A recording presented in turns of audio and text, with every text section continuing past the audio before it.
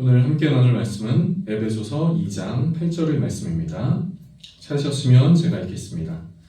너희는 그 은혜에 의하여 믿음으로 말미암아 구원을 받았으니 이것은 너희에게서 난 것이 아니요 하나님의 선물이라. 아멘.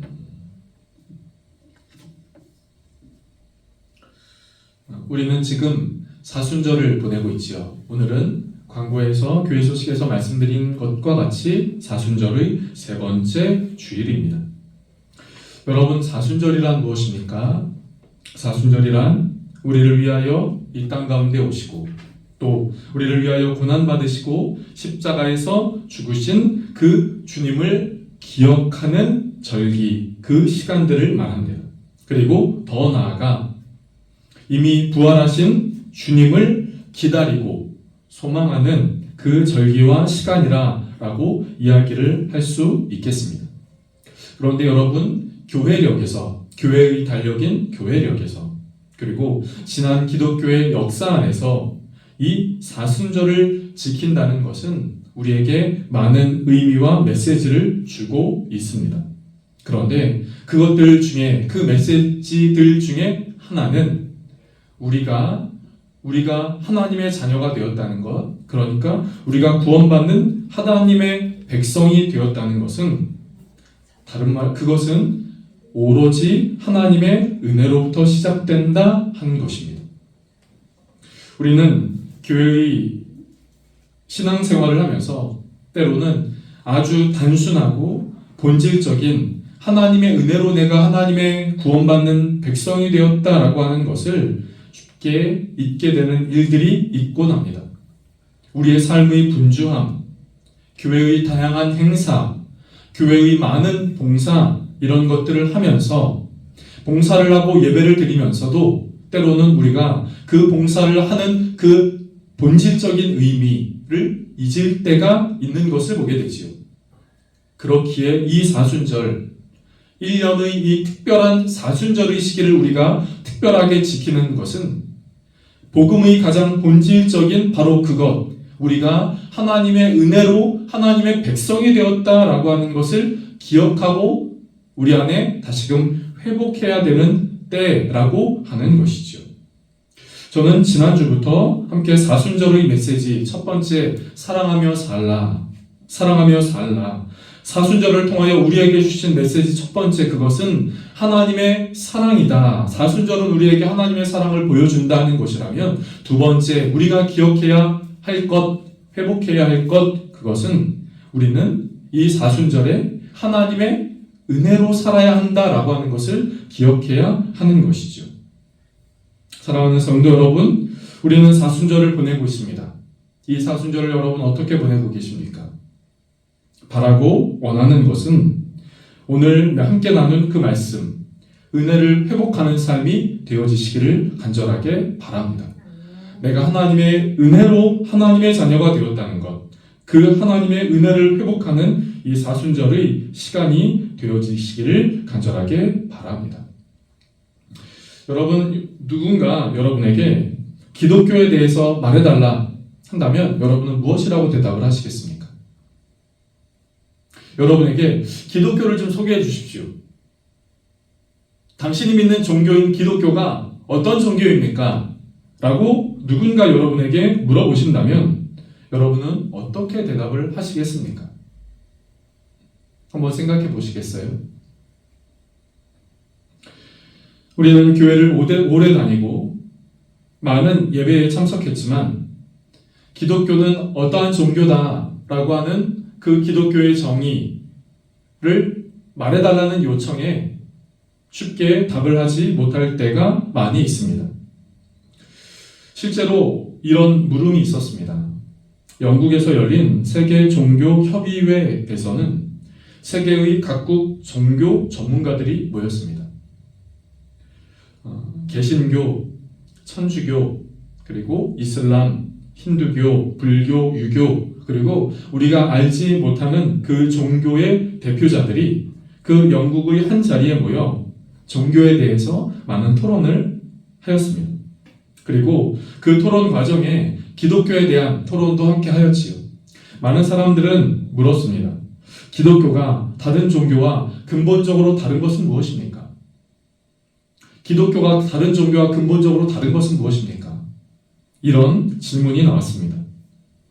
누군가는 이런 것에 대하여 대답을 했고 누군가는 이렇게 대답을 했습니다. 기독교는 다른 종교와 이런 것들이 차이가 있고 기독교의 독특성은 이런 것입니다. 그런데 그때 영국의 변증학자인 C.S. 루이스, 우리가 잘 아는 순전한 기독교라는 경건서적을 쓴 C.S. 루이스가 그 이야기를 듣고 이렇게 이야기를 했답니다. 기독교의 독특성은 기독교가 다른 종교와 다른 기독교만이 갖고 있는 유일한 독특성은 은혜 아닙니까? 이렇게 대답을 했다는 거죠. 은혜. 우리는 기독교에 대해서 말해달라라고 이야기를 하면 우리는 많은 것들을 이야기할 수 있겠습니다.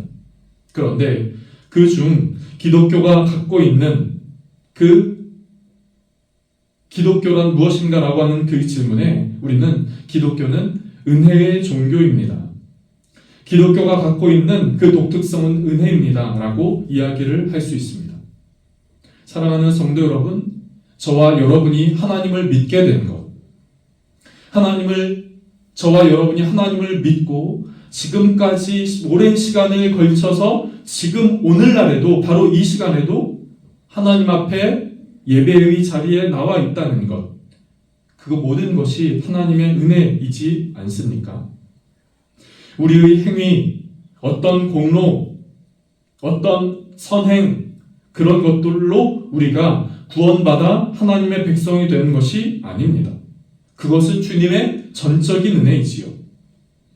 오늘 우리가 함께 부른 찬송가 252장의 3절의 가사에는 이렇게 말하고 있습니다. 나의 죄에 속하기는 예수의 피밖에 없네. 나는 공로 없도다 예수의 피밖에 없네. 나는 공로 없다는 것이죠. 내가 내세울 것이 있어서 내가 하나님의 내세울 것이 있어서 하나님의 자녀가 되는 것이 아니라 구원받은 것이 아니라 구원받는 하나님의 백성이 되는 것이 아니라 나의 모든 죄를 속하신 예수 그리스도 그분의 은혜가 있기에 나는 하나님의 자녀가 되었고 또 우리에게 적용한다면 우리가 하나님의 자녀가 되었고 우리는 하나님을 믿게 되었으며 이 시간 이 자리에 나와 예배를 드릴 수 있다 하는 것이죠. 사랑하는 성도 여러분, 먼저 저는 이 사순절에 이렇게 고백하게 되기를 원합니다. 하나님, 나를 향한 하나님의 은혜를 허락하여 주시니 감사합니다. 나에게 부어주시고 나에게 먼저 찾아오시고 나를 이끌어 주시고 또 나를 위하여 십자가를 지신 예수 그리스도를 보내주시니 하나님 참 감사합니다. 그 하나님의 은혜에 대한 감사와 그 하나님의 은혜에 대한 회복이 저와 여러분 가운데 있게 되어지기를 간절하게 바랍니다. 그런데 우리가 그 은혜에 대하여 이야기를 할 때 오늘 본문은 이렇게 말하고 있습니다.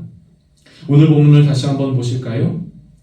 오늘 본문은 너희는, 제가 다시 한번 읽어볼게요. 너희는 그 은혜에 의하여 믿음으로 말미암아 구원을 받았으니 이것은 너희에게서 난 것이 아니요 하나님의 선물이라. 그 은혜에 있다. 우리에게 그 은혜가 다가왔다라고 말하고 있습니다. 그런데 우리에게 그 은혜를 이야기할 때 하나의 전제가 되는 것이 있어요. 그 은혜에 대하여 이야기를 할 때 하나의 전제가 되는 것이 있습니다. 그것은 죄라고 하는 것입니다. 우리가 죄인이라고 하는 것이죠. 조금 전 말씀드린 찬송가 252장의 3절 가사에도 나는 공로 없도다 라고 이야기를 하면서 나의 무엇을 속하기는요, 나의 무엇이 용서받기는요, 나의 죄가 용서받기는 예수의 피밖에 없다라고 말하고 있는 것이죠. 다른 말로 이야기하면 우리가 하나님의 자녀가 되는 것은 우리가 하나님의 은혜로 하나님의 자녀가 되었다는 것은 나를 죄에서 속해 주시고 죄로부터 건져 주시는 하나님의 은혜가 있다라고 하는 것이지요. 그렇기에 은혜라고 하는 말을 말하기 전에 우리는 죄가 있다는 것을 먼저 인정해야 합니다. 여러분, 우리 안에 죄가 없는데, 나는 깨끗한 사람인데, 나는 진실하고 거룩한 사람인데 그 사람에게 은혜가 다가온다? 이해가 되지 않는 것이죠. 우리에게 하나님의 은혜의 손길이 있다면 그것은 다른 말로 이야기하면 내 안에 죄가 있고 내 안에 죄인이라는 것을 인정하는 것입니다. 여러분, 우리는 죄를 지은 사람입니다. 죄를 짓고 있는 사람이지요. 그러나 조금 더 정확하게 이야기하면 죄성을 가진 인간이라고 하는 것입니다. 죄성을 가진 인간이라고 하는 것이죠. 우리에게는 죄를 즐기고 싶은 죄성이 있습니다. 그 죄성이 우리로 죄의 행동을 하게 하는 것이죠. 그런데 문제는 하나님은 이런 죄를 그냥 두고 보시지 않는다 하는 것에 있습니다. 하나님은 성경에서 몇 번이나 말씀하시죠. 나는 어떤 하나님이라고요? 나는 거룩한 하나님이다 라고 말씀하십니다. 하나님의 속성이, 하나님의 성품이 이렇다라는 것이죠. 나는 공의의 하나님이다 라고 이야기를 하십니다. 거룩하신 하나님은 우리의 죄를 그냥 넘기실 수 없었던 것이죠. 생각해 보십시오. 거룩하신 하나님이 우리의 죄를 눈감아 주신다면 그 하나님은 거룩한 하나님이 될 수 있겠습니까? 경찰이 죄인을 그냥 넘겨준다면 그 경찰은 경찰일 수 있겠습니까? 공의로우신 하나님이 우리의 죄를 눈감아 주신다면 그냥 내버려 두신다면 그 하나님은 공의의 하나님이 되실 수 있겠습니까? 그렇지 않지요.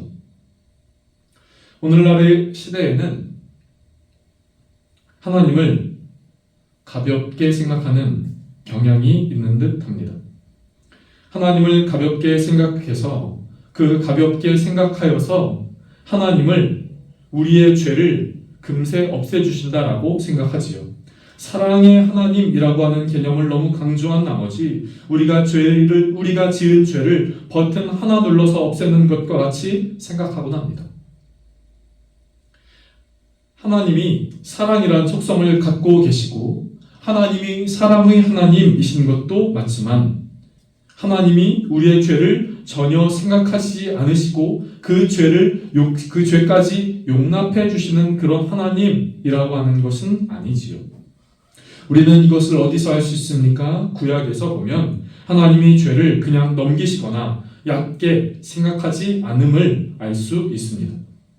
여러분, 예수님이 이 땅 가운데 오시기 전 구약에서는 인간의 죄를 용서하기 위하여, 인간의 죄를 사하기 위하여 동물의 희생 제사를 드렸지요. 그러니까 우리가 짓는 죄는 반드시 그 값을 치러야만 했습니다. 소를 잡든 양을 잡든 비둘기를 잡든 그 희생 제물이 있어야만 했지요. 제사장은 제사를 드리러 온 사람의 제물, 즉 소와 양은 가죽을 벗기고 내장과 지방을 제거하고 각을 떼고 또 비둘기로 그 하나님 앞에 제사를 드리는 사람이라면 그 비둘기의 목을 비틀고 날개를 찢고 그리고 그 제물의 피를 제단 곳곳에 사방에 뿌렸지요. 오늘날로 생각하면 그렇게 하나님이 제사를 드리려고 하시는 것이 이해가 되지 않습니다. 아니, 그것을 용납하기가 쉽지 않습니다. 그럼에도 하나님은 왜 동물을 잡으며 제사를 드리라고 하셨을까요? 제사를 드릴 때 그냥 몸만 와서 제사를 드려도 되지 않을까요? 왜 하나님은 굳이 동물을 잡으며 때로는 참혹하고 잔인한 그런 현장으로 제사를 드리라고 하시는 것일까요? 그것은 우리가 짓는 죄의 결과가 얼마나 끔찍한 것인지를 알려주기 위해서입니다. 그리고 그 죄가 끔찍한 것임을 알려주는 것과 동시에 그 죄를 통하여, 그 죄로 인하여 우리가 바로 그 제사 드리는 동물처럼 죽을 수밖에 없는 존재인 것을 알려주고자 하신 것이죠.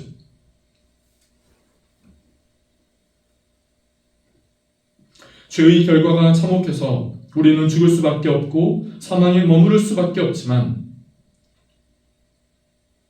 죄로 인하여 예수 그리스도가 필요하다는 것을 우리에게 알려주시기 위함입니다. 예수 그리스도를 통해 그 참혹한 죄의 결과를 우리가 경험하지 않도록 하기 위함인 것이죠. 우리의 죄를 대속하기 위해 예수 그리스도가 필요하고, 예수님 그분이 나 때문에, 나 대신에 내가 지은 죄 때문에 죽으셨다라고 하는 것을, 그래서 나는 죄로부터 해방되었다는 것을 우리에게 알게 하도록 하시기 위하여 구약에서는 동물의 제사를, 그리고 신약에서는 그 예수 그리스도가 이 땅 가운데 오셔서 십자가를 지신 것을 우리에게 보여주시는 것이지요. 그렇기에 여러분, 이것이 바로 은혜라고 이야기를 하는 것입니다. 그렇기에 바로 이것을 가리켜 은혜라고 말하는 것이죠.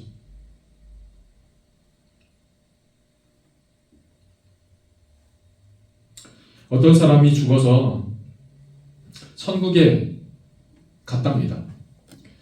천국문 앞에서 베드로가 문지기가 되어서 천국으로 들어가기 전 그 오는 사람들에게 몇 가지씩 확인할 것을 확인하고 천국으로 들여보내줬다고 하는 것이죠. 베드로가 하는 그 질문에 100점을 맞아야 이 천국에 들어갈 수 있었습니다. 어느 한 사람이 이 베드로에게 왔습니다. 저 천국 가려고 왔습니다. 그러자 베드로가 물었습니다. 얼마나 교회를 열심히 다녔습니까? 그러자 이 사람이 이렇게 대답했어요. 네, 저는 주일 예배도 한 번도 빠진 적이 없고 수요 예배도, 금요 기도에도, 새벽 기도도 한 번도 빠지지 않았습니다.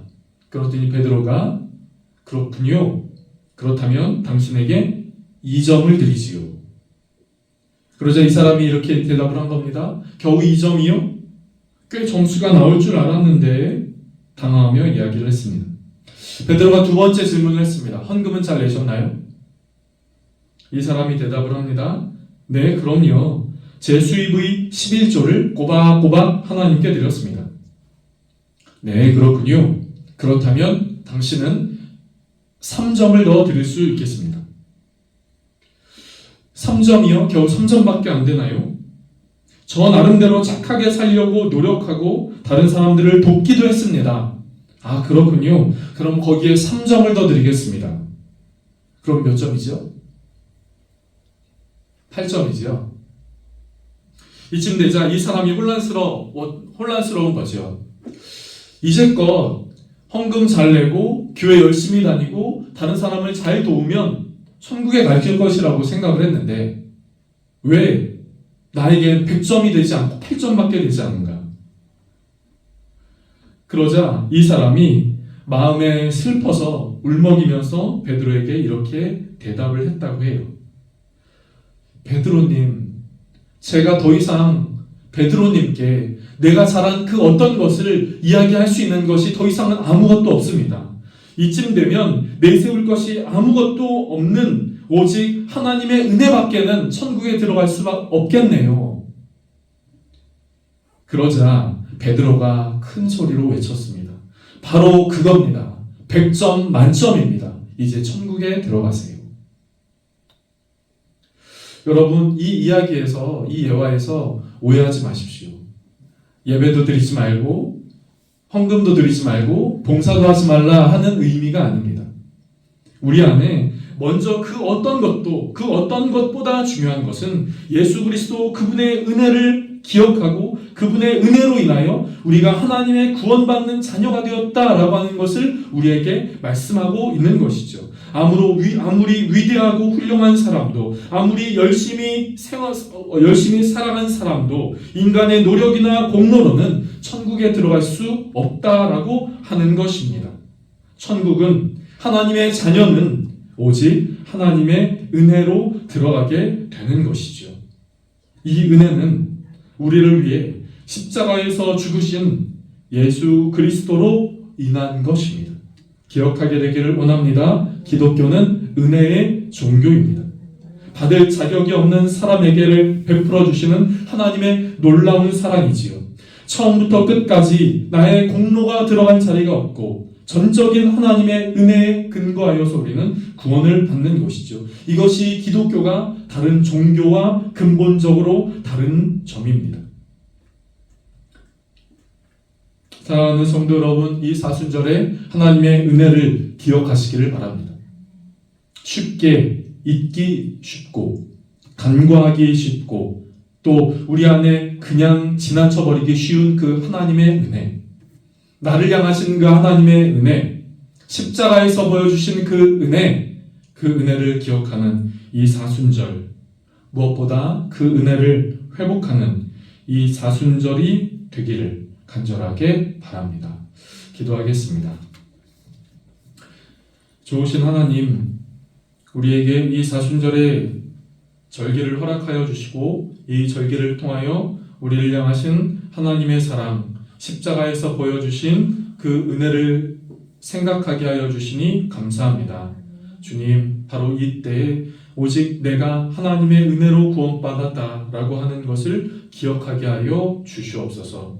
가장 본질적이고 가장 근본적인 바로 이 말씀을 잊기 쉬운 이 우리의 삶 가운데 주님, 우리가 다시금 이 사순절에 이 말씀을 기억하며 하나님의 은혜에 감사하고 하나님의 은혜를 회복하고 하나님의 은혜를 힘입어 살아가는 복된 그리스도인의 삶 되게 하여 주시옵소서.